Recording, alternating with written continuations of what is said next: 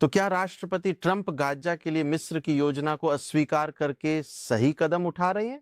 और रूस का क्या मामला है जो ईरान और अमेरिका के बीच परमाणु समझौते पर मध्यस्थता का प्रस्ताव दे रहा है?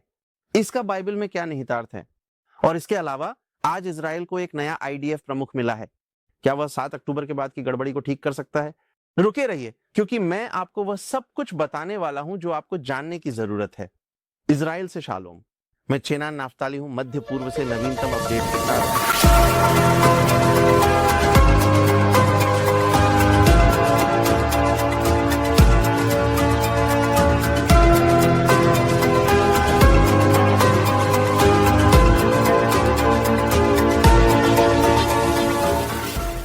ठीक है, तो राष्ट्रपति ट्रंप ने गाजा के लिए मिस्र की योजना को खारिज कर दिया और ईमानदारी से कहूं तो उन्होंने सही फैसला किया, क्योंकि हमें यह नहीं भूलना चाहिए कि मिस्र के राष्ट्रपति अल सिसी ने व्हाइट हाउस जाने से इनकार कर दिया था, क्योंकि उन्हें मेरी राय में पता था कि ट्रंप उनकी कमजोर योजना को चीर कर रख देंगे। यह योजना क्या है? आइए मैं इसे आपके लिए संक्षेप में बताता हूं। तो मिस्र की बड़ी योजना थी कि वे गाजा में बहुत सारा पैसा डालें, कुछ इमारतें फिर से बनाएं। उन्होंने इस हफ्ते अरब शिखर सम्मेलन में प्रस्तुत 112 पृष्ठ की योजना में कुछ एआई द्वारा उत्पन्न तस्वीरों का उपयोग किया। बुनियादी तौर पर यह पूरी योजना इस बात का दिखावा करने के लिए है कि हमास वह आतंकवादी समूह नहीं है जो वास्तव में सब कुछ चला रहा है। यह योजना ऐसे है जैसे एक लीक हो रही नाव को कुछ डक्ट टेप से ठीक करने की कोशिश करना। ये बेकार है। लेकिन आगे बढ़ने से पहले, अगर आप इजराइल से प्यार करते हैं और बीडीएस और इजराइल विरोधियों के खिलाफ खड़े होना चाहते हैं, तो israelstore.com पर जाएं और कुछ इजरायली उत्पाद खरीदें। हर खरीदारी समर्थन का एक बयान है। अब ट्रंप की योजना एक पूरी तरह से अलग कहानी है। मुझे इसके बारे में आपको बताना है, क्योंकि वह गाजा को हमास के बिना फिर से बनाना चाहता है और यहां तक कि उसने फिलिस्तीनियों को सड़कों से हटाने का सुझाव भी दिया।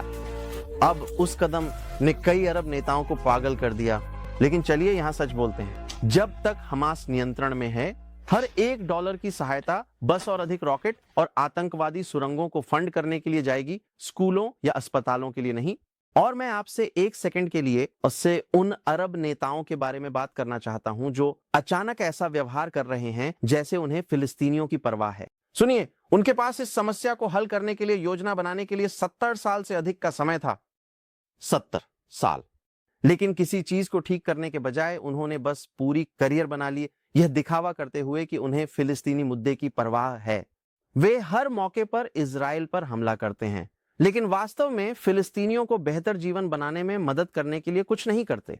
तो अब ट्रंप अपनी योजना के साथ आ रहे हैं, जो वास्तव में उनके मुखौटे को उतारने और इस सच को उजागर करने की धमकी देती है कि इनमें से अधिकांश नेता वास्तव में फिलिस्तीनियों की परवाह नहीं करते।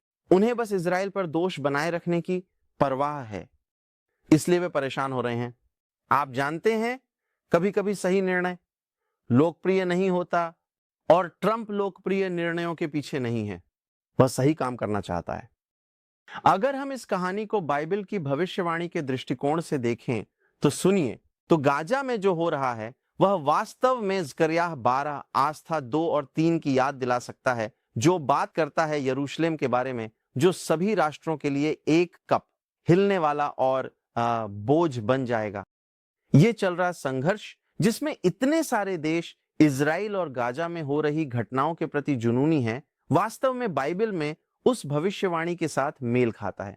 और गाजा से हमास को हटाने पर ध्यान केंद्रित करना मेरी राय में यहेजकेल 36 के साथ मेल खाता है, जहां भगवान अपने लोगों को भूमि में वापस लाने और उसे उन लोगों से साफ करने का वादा करते हैं जो इसे नष्ट करने की कोशिश करते हैं।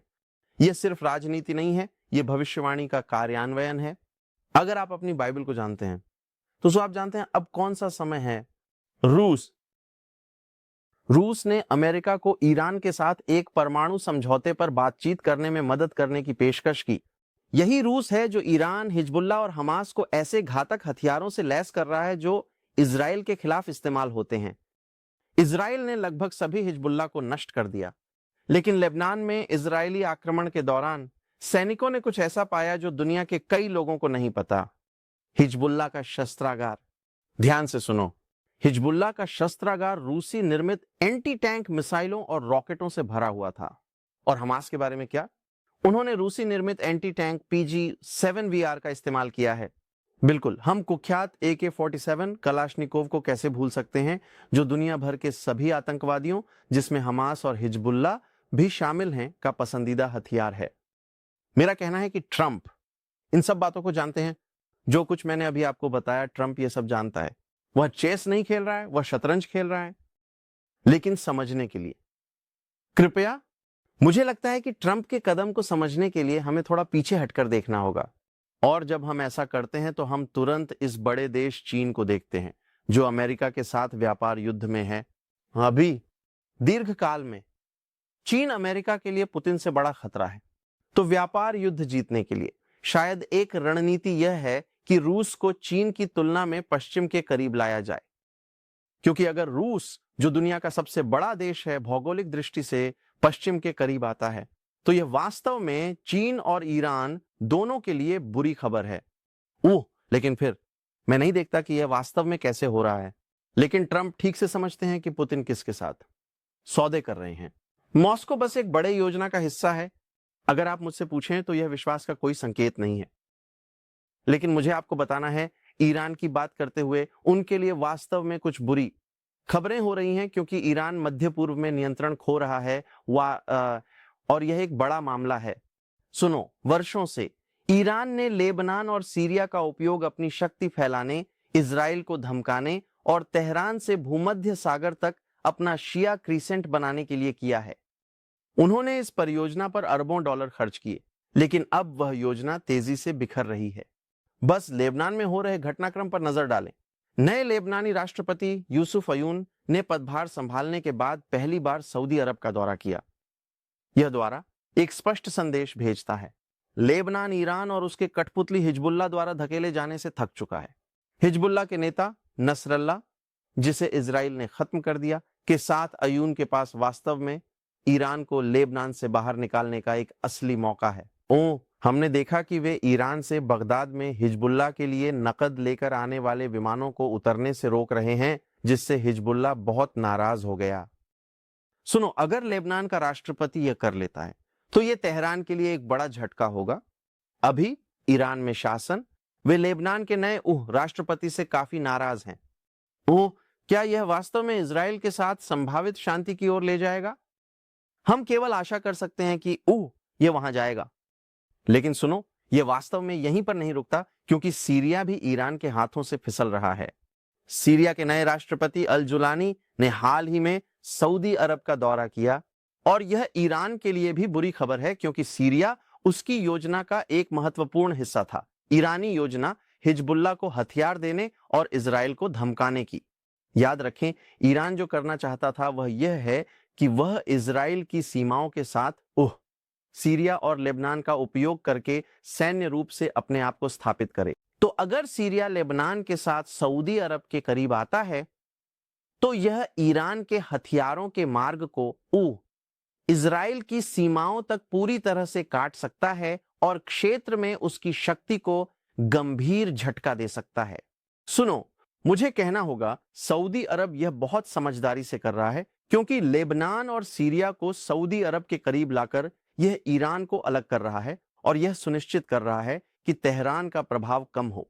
और निश्चित रूप से हम जानते हैं कि अगर हम इसे इस तरह कहें तो सऊदी अरब और ईरान वास्तव में एक दूसरे को ज्यादा पसंद नहीं करते। याद रखें, सऊदी अरब एक सुन्नी है, सुन्नी इस्लाम का पालन करता है।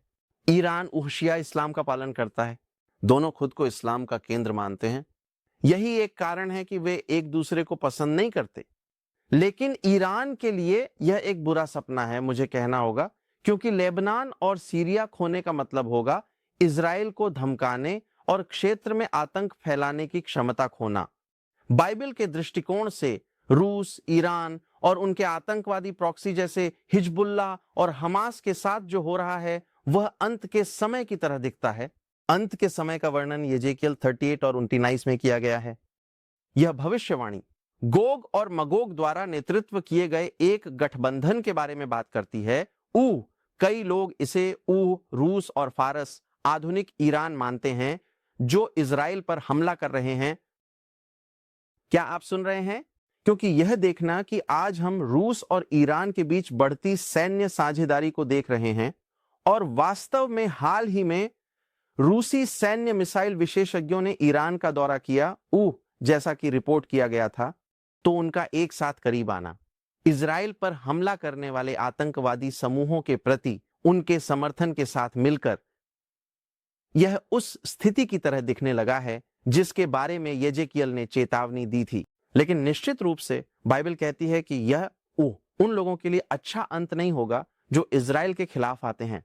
इसलिए इजराइल के खिलाफ आना निश्चित रूप से एक अच्छा विचार नहीं है, क्योंकि आप इजराइल के भगवान के खिलाफ आते हैं। अब इजराइल में कुछ अच्छी खबर है। हमें अभी एक नया IDF प्रमुख मिला है और उसके सामने एक बड़ा काम है। मुझे लगता है कि वास्तव में एक कारण जो उसे इस नौकरी के लिए चुना गया वह यह है कि वह 7 अक्टूबर के नरसंहार के दौरान सेना में नहीं था, वह वास्तव में रक्षा मंत्रालय में था। इसलिए जनता के नजरिए से उन पर जिम्मेदारी का कोई दाग नहीं है। बहुत से लोग इसे एक अच्छे संकेत के रूप में देखते हैं कि वह सेना में नहीं था, क्योंकि इसका मतलब है कि वह उस गड़बड़ी का हिस्सा नहीं था जो हुई। हमने अभी IDF और शिन बेट द्वारा जारी की गई जांच देखी। यह वास्तव में IDF और शिन बेट की तरफ से एक बड़ी विफलता को दर्शाता है, जो लाल को सुरक्षित रखने में असफल रहे। नक्शा गलत दिशा में। इस पर एक वीडियो बनाया।